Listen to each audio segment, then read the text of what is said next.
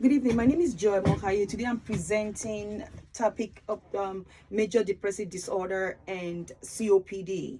I'm using patient Richard Taylor. Richard Taylor is 56 years old male, African American, presented to the clinic today with acute major depressive disorder, single episode unspecified. Active chronic elevated stemming, myocardial infarction, hyperlipidemia, which is chronic, COPD, which is chronic. Patient with acute major depressive disorder with a blood pressure of 138 over 86. Temperature is 96 over 96.98.6 Fahrenheit. Pulse 74. Respiratory rate is 18. HAM-D score 16. Patient weight 190 from previous weight of 175. Abnormal mood, loss of appetite. Patient is diagnosed with acute depressive disorder. The past medical history include myocardial infarction, hyperlipidemia, acute obstructive pulmonary disease. Today, medication profile includes Celexa, Celesta 40 mg POQD, Metoprolol succinate 50 mg QD, Fluticasone 100 mg BID, Atorvastatin 80 mg HS, and aspirin 325 mg QD. Previous vaccination of influenza and pneumococcal, and patient is due for another round of influenza and pneumococcal. Adverse effect is adhesive.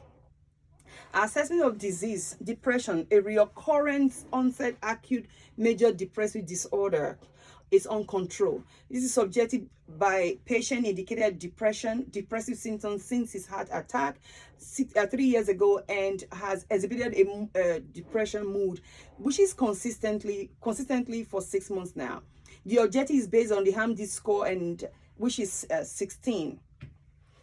The staging per APA clinical guideline using the DSM-5 criteria for depression, it is moderately staged, gold level B, using the HAM-D score with all the adverse, the symptoms, loss of interest, sadness, crying, hopelessness, anxiety. The risk factor includes COPD, alcohol use, cigarette smoking, genetic predisposition of his father being depressed before, myocardial infarction. Patient is active, willing to pursue treatment for his depression and would like to pursue therapy again. The goal of therapy include resolution of acute symptoms with chronic greater than 50% decrease in severity of symptom from baseline in 6 to 10 weeks, remission and prevention of further episode of depression, relapse or reoccurrence within 4 to 9 months, reduce adverse drug effect, ensure adherence with regimen, and facilitate return to quality of life and prevent adverse drug reaction with comorbidity. So assessment of current therapy includes citalopram 40 mg QD. Plant therapy is inappropriate for patient at this time based on the rationale of re-engaging patient with therapy. We can use other SSRI selection within other SSRI. Based on SSRI is a preferred choice due to a community of patient MI and COPD. We can switch within the SSRI, non-SSRI, add, augment SSRI, SNRI, lithium, thyroid, SGA. Assessment of therapy include the metoprolol succinate 50 mg daily. Re-examine, we have to review because of blood pressure that's high of 138 over 86. Fluticasone 100 mg BID, we have to discontinue that product. It's inappropriate therapy. Albuterol 2 pop every 4 hours. PRON, we need to review, put on hold, need for extubation. Aspirin 325 mg is irrelevant, discontinue, can cause GI bleeding and interact with SSRI. Patient need vaccination is due at this time. The major depressive disorder medications are SSRI, SNRI, TCA, non-epinephrine dopamine reuptake inhibitor. Among medications include bupropion, citalopram, doxorubicin, and citalopram, paroxetine, sertraline, valsartan. TCA should be avoided in patient population. The risk of cardiovascular disease. Bupropion, metazapine appear to be safe and used for MI. Citalopram, metazapine may improve mortality. St. John's wort should be avoided in patient population due to drug allergy and drug disease allergy interaction. Based on review of metaphysics by Taylor D shows that depression causes and worsens cardiovascular disease and increased mortality. Sertraline, fluoxetine, citalopram, bupropion, mirtazapine use is safe in MI patient. Pharmacotherapy. Four recommendation include escitalopram 10 milligram POQD, increase of 20 milligram as tolerated by patient. Second recommendation includes bupropion SRO, initiate 150 milligram within 3 days and escalate to maximum of to increase to 300, maximum of 450 milligram. With the combination of pharmacotherapy and psychotherapy, which includes psychotherapy might include cognitive behavior, interpersonal therapy, acceptance and commitment therapy, and mindful-based therapy. Per the 2019 APA clinical guideline for treatment of major depressive disorder, initiate treatment of adults with depression offer either psychotherapy and pharmacotherapy, second generation antidepressant, or both. The VAD RCT next step clinical trial of our patient using the bupropion SRO and augment with also atypical antipsychotic epiprazole for remission rate at 12 weeks. No significant treatment difference was observed or for relapse. Anxiety was more frequent in the 2-Wellbutrin group, but adverse effect more frequent in augmented epiprazole group, including somnolence, akathisia, and weight gain. I will initiate Wellbutrin SRO only as monotherapy in my patient. Pharmacotherapy plus psychotherapy. Given reoccurrence of depression of about 30 to 40% of patients with depression with high risk, there is a 38% of patients who do not respond to first-time therapy for mild moderate episodes. Efficacy is additive when antidepressant is added with psychotherapy. Per the 2019 APA clinical guideline for major depressive disorder, the combination of psychotherapy and pharmacotherapy show improvement within 4 to 8 weeks of therapy. In a fetal and non-fetal cardiovascular disease trial of 29 months, Taylor CB effect of antidepressant medication on mobility and mortality in depressed patients after myocardial infarction show that patient who uses SSRI for depression with MI will decrease reoccurrence of cardiovascular mobility mortality. The contingency plan include switching within the SSRIs and or a partial response. If there is a partial response, augment with non-SSRI, SNRI, lithium thyroid SGA. Escalate SSRI dose to a maximum efficacy and minimum safety dose, adding psychotherapy for effectiveness. Reevaluate diagnosis and effectiveness. Based on the COPLAS trial of pharmacotherapy and pharmacotherapy, combination show efficacy than pharmacotherapy alone. The dropout rate was significantly lower in combination group. Non-pharmacotherapy includes psychotherapy, cognitive therapy, electroconvulsive therapy, bright light therapy. Smoking cessation should be done using nicotine patch or the Wellbutrin. Monitor safety and efficacy include evaluating patients for emergency suicidal ideation after the starting of antidepressant. Sexual dysfunction and impotency should be monitored. Citalopram may enhance the QTc prolongation effect, the CY3A inhibition.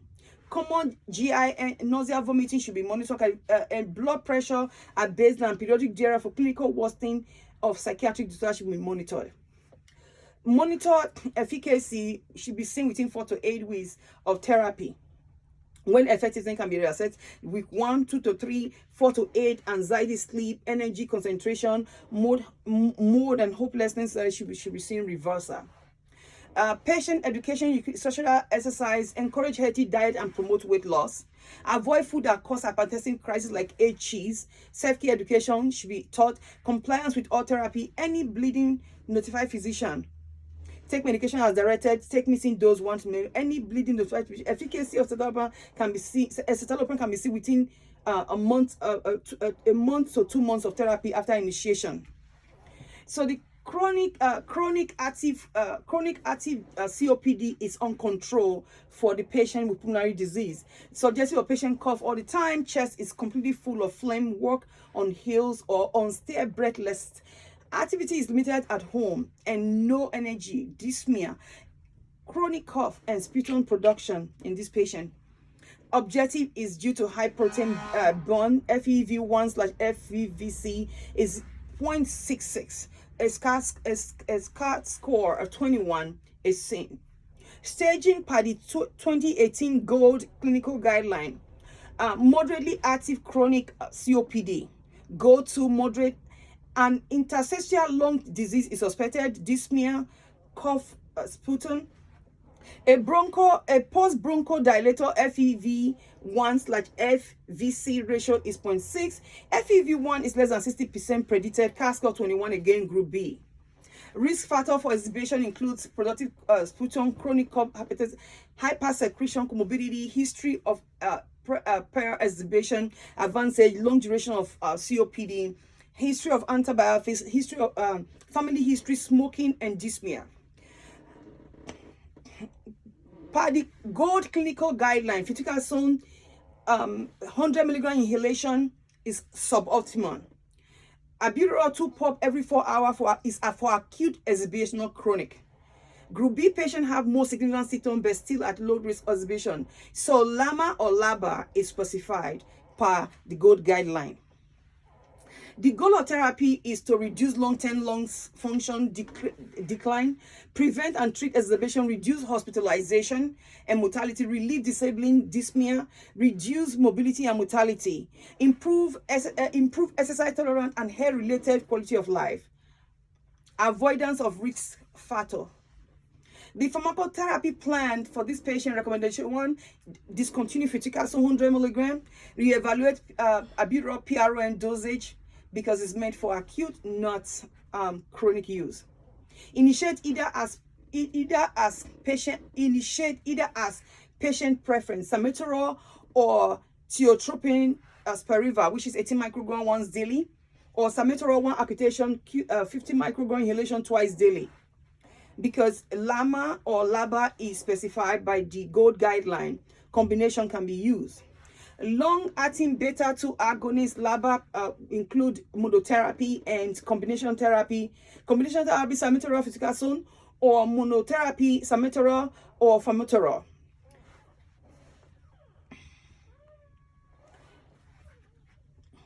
By the Wadzi Junior combination therapy or Salmeterol fluticasone, mortality was significantly lower in 2 years double-blind study that was done.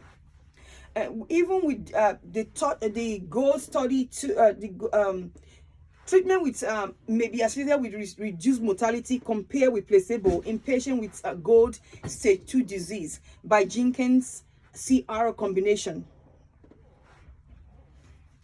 The borers compare both Formoterol and Salmeterol increase in inhaled corticosteroid in patients with COPD. Formoterol was significantly superior to Salmeterol. With the gold stand, seeing that Salmeterol, which is Cerivant, Formoterol was significantly superior to Salmeterol during the first hour. The touch study combination of Salmeterol and fluticasone reduced extubation rate. Combined reduced extubation rate, improved lung function and health status. Fewer death was observed with combination therapy versus placebo with a p-value of 0.052. The mean annual decline of FEV1 associated with long-acting beta agonists plus ICS was 39 years versus 55 years for placebo. Contingency planning will include inhaled corticosteroid for acute extubation, methaxanthin, phosphodiuresis 4 inhibitor, oral corticosteroid, antibiotics, surgical options, oxygen can be employed. Contingency planning include combination of LABA and inhaled corticosteroid or combination of LABA and LAMA. Efficacy monitor include a decreased resolution should be seen, and we should monitor that. Limitations, sleep disturbance, medication they use using extubation with adequate response to therapy has been achieved. Complicated comorbidity have developed, has to be monitored. Optimal interval of assessment have not been determined. It should be monitored. Assess for comorbidities such as coronary heart disease, heart failure, arrhythmia, and interstitial lung disease should be monitored. Improvement in pulmonary function tests in reduced COPD extubation indicated efficacy, reduced symptoms